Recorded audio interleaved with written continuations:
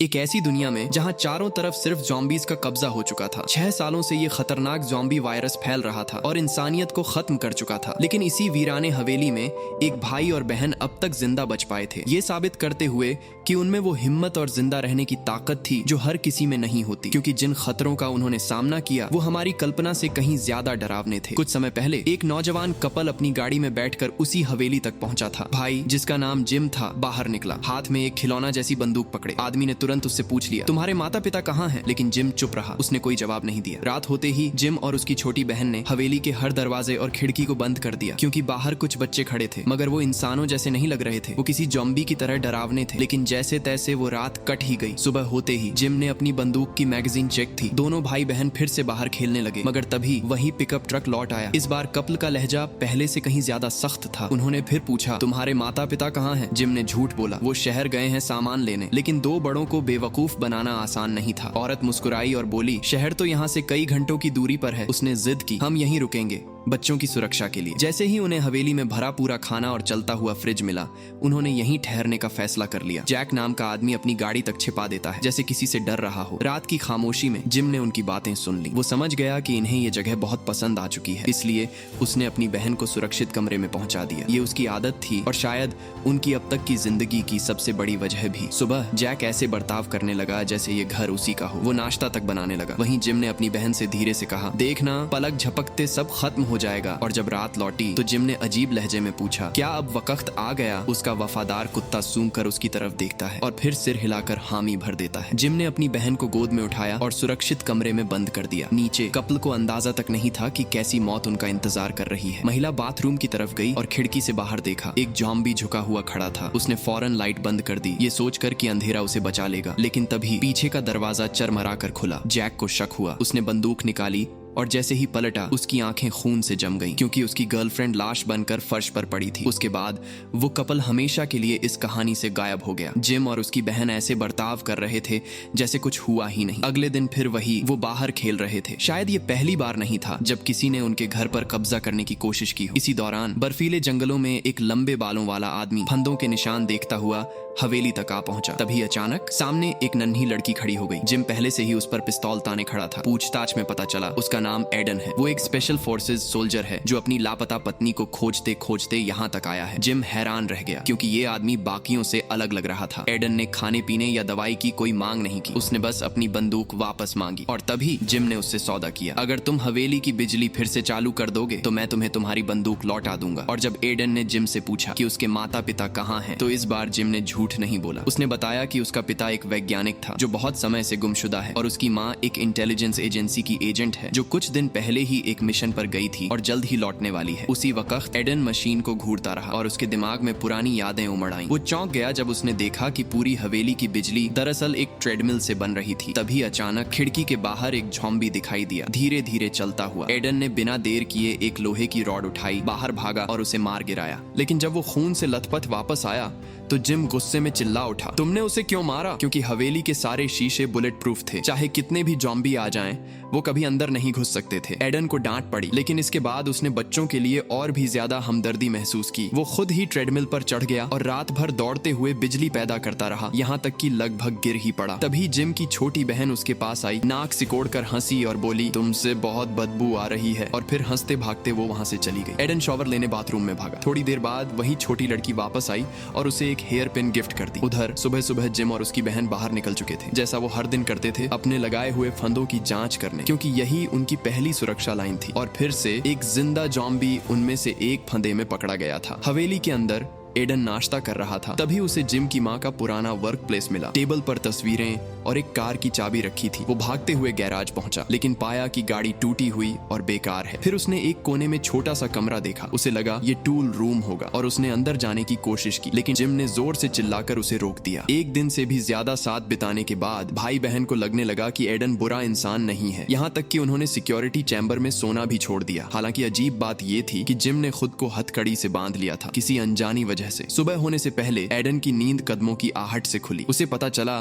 कि जिम फिर अपनी गश्त पर निकल गया है, उसी पुराने फंदे की ओर जहां कल का जम्बी अब भी फंसा हुआ था। जिम अभी सोच ही रहा था कि तभी एडन वहां पहुंच गया और उसे लगा कि वो फंसा हुआ जॉम्बी दरअसल जिम की मां हो सकती है। वो उसे आजाद करने ही वाला था कि जिम ने फिर से बंदूक तान दी और उसे रोक दिया। ये देखकर एडन गुस्से में हवेली लौट आया और जबरदस्ती उस टूल रूम का दरवाजा तोड़ डाला जहां जिम उसे रोक रहा था। अंदर उसने देखा फर्श पर एक मैट बिछा था और दीवारों पर मिट्टी और पंजों के निशान खुरचे हुए थे। स्पष्ट था कि यहाँ कभी किसी जॉम्बी को कैद करके रखा गया था। एडन के शक और गहरे हो गए। तभी बाहर से इंजन की आवाज आई। कुछ नए सर्वाइवर्स हथियारों के साथ हवेली को घेर चुके थे और उनकी नीयत बिल्कुल बुरी थी। एडन के पास बंदूक नहीं थी, इसीलिए वो कुछ नहीं कर पाया। उधर जिम जो गश्त पर गया था दूर से ये सब देख रहा था। उसकी बहन हवेली की दूसरी मंजिल से हाथ हिलाकर उसे बुला रही थी। तभी अचानक एडन प्रकट हुआ और सीधे हमला कर दिया। उसने उनमें से एक को मार गिराया। जिम को थोड़ी राहत मिली। बाकी हमलावरों ने देखा कि हवेली की सारी खिड़कियां और दरवाजे सील हैं, तो वो जल्दी से गाड़ी में बैठकर भाग गए। इस पल के बाद जिम ने आखिरकार एडन पर इतना भरोसा कर लिया कि उसकी बंदूक लौटा दी। लेकिन एडन को भीतर ही भीतर एक अजीब सा खिंचाव महसूस हुआ, जैसे अब उसके जाने का समय नजदीक आ रहा हो। हालांकि क्यों, ये वो खुद नहीं जानता था। उसी रात उसने सपने में फिर से अपनी पत्नी की बेताब आवाज सुनी और सुबह होते ही उसने फैसला कर लिया वो इन दोनों बच्चों को भी अपने साथ ले जाएगा अपनी पत्नी को ढूंढने। लेकिन जिम ने तुरंत इनकार कर दिया। उसने कहा, मैं यहीं रहूंगा और अपनी माँ का इंतजार करूंगा। इतना ही हुआ था कि बाहर अचानक अफरा तफरी मच गई। वही डाकू लौट आए थे, इस बार और भी बड़ी फौज लेकर। उन्होंने जिम की बहन को पकड़ लिया। दोनों तरफ बंदूकें तान दी गईं और मौत टकराने ही वाली थी। तभी अचानक दूर से गोलियां चली। 2 हमलावर वहीं ढेर हो गए। एडन दौड़ पड़ा, लड़की को छुड़ा लिया और तभी पता चला कि गोली चलाने वाली कोई और नहीं बल्कि जिम की माँ लीना थी, वही सीक्रेट एजेंट। मगर उसी वक्त एडन के सीने में गोली लगी और वो जमीन पर ढेर हो गया और किसी को नहीं पता चला कि कितना वक्त बीत चुका था जब तक कि एडन को होश नहीं आया। उसकी चोट रहस्यमयी तरीके से ठीक हो चुकी थी। फिर लीना ने उसे सच्चाई बताई कि आम इन्फेक्टेड लोग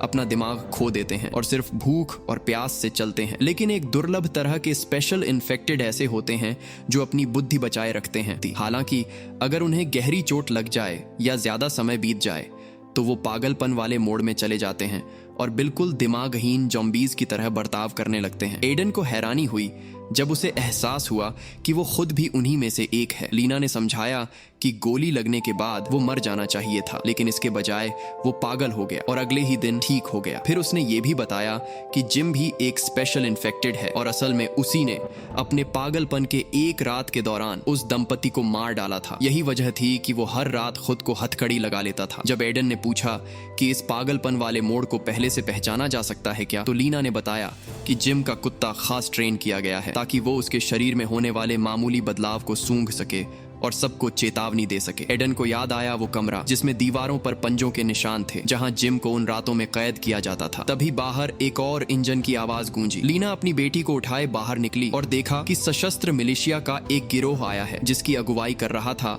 सफेद दाढ़ी वाला आदमी। वो पहले से लीना को जानता था क्योंकि उसकी अपनी बेटी एक लड़के के साथ भाग गई थी और अब वो उसे ढूंढने के लिए पागल था। लीना ने वादा किया कि अगर उसने उन्हें देखा तो बता देगी। अनिच्छा से वो आदमी अपनी टोली को लेकर चला गया। उस रात एडन ने कैजुअली पूछा कि असल में ये हवेली है क्या। लीना ने बताया कि नेशनल सिक्योरिटी ब्यूरो को पहले से शक था कि जॉम्बी वायरस फैल सकता है, इसलिए उन्होंने हजारों गुप्त शेल्टर सुनसान इलाकों में बनवाए थे। हर शेल्टर मजबूत सुरक्षा तंत्र ऊर्जा व्यवस्था से लैस था। एडन बेचैन हो उठा, सोचते हुए कि अगर ये ज्ञान लोगों के साथ साझा किया गया होता तो कितनी मासूम जानें बच सकती थीं। लेकिन लीना ने दुखी होकर अपने परिवार की सच्चाई बताई। जिम और उसकी बहन जन्म से ही दिल की बीमारी से पीड़ित थे और उनका पिता जो एक जीव विज्ञानी था, उसने पहली बार जॉम्बी वायरस की खोज की थी। जब उसे एहसास हुआ कि जिम 3 साल से ज्यादा नहीं जी पाएगा तो उसने निराशा में वायरस को अपने बेटे में इंजेक्ट कर दिया और किसी चमत्कार की तरह जिम स्पेशल इन्फेक्टेड बन गया। लेकिन अपने पहले पागलपन वाले मोड़ में उसने अपने ही पिता पर हमला कर दिया। पिता को काट लिया गया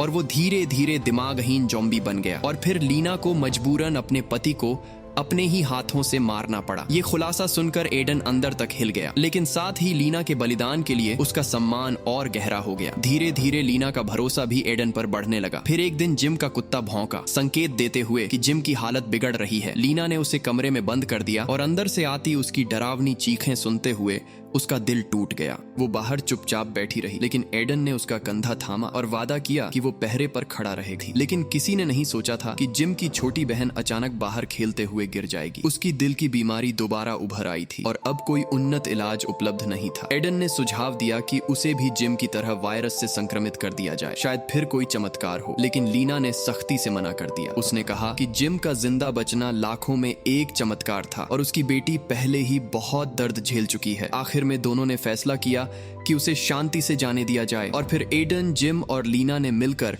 उसकी अंतिम यात्रा पूरी की। इसके बाद एडन के जाने का समय आ गया। हालांकि जिम और लीना ने उससे रुकने की भीख मांगी, लेकिन एडन अडिग रहा और अपनी पत्नी को ढूंढने की तलाश में निकल पड़ा। हवेली अचानक और भी खाली लगने लगी और लीना, वो उसके बच्चे गहरे सन्नाटे में डूब गए। इस बीच पास के जंगल में सफेद दाढ़ी वाले नेता के लोग वो छुपी हुई कार ढूंढ निकालते हैं जिसे जैक ने पहले छुपा दिया था, क्योंकि वही दंपति जिन्होंने हवेली छीनने की कोशिश की थी वही लोग थे जो उस नेता की बेटी के साथ भाग गए थे। अब जब गाड़ी का पता चल गया था तो सबसे नजदीकी सुरक्षित ठिकाना लीना की हवेली ही थी, इसलिए मिलिशिया ने एक बार फिर उसे खंगालने का निश्चय किया। उधर बर्फ में सो रहा एडन अचानक कदमों की तेज आवाज से जागा। बाहर उसने देखा बर्फ पर कई पद चिन्ह थे और ताजा टायरों के निशान सीधे लीना के घर की ओर जा रहे थे। चिंता से भरा हुआ वो रास्ते पर दौड़ पड़ा और दूर से देखा कि हवेली पूरी तरह मिलिशिया के कब्जे में आ चुकी थी और अंदर सफेद दाढ़ी वाला आदमी लीना पर उसकी बेटी की सच्चाई छिपाने का इल्जाम लगाता है,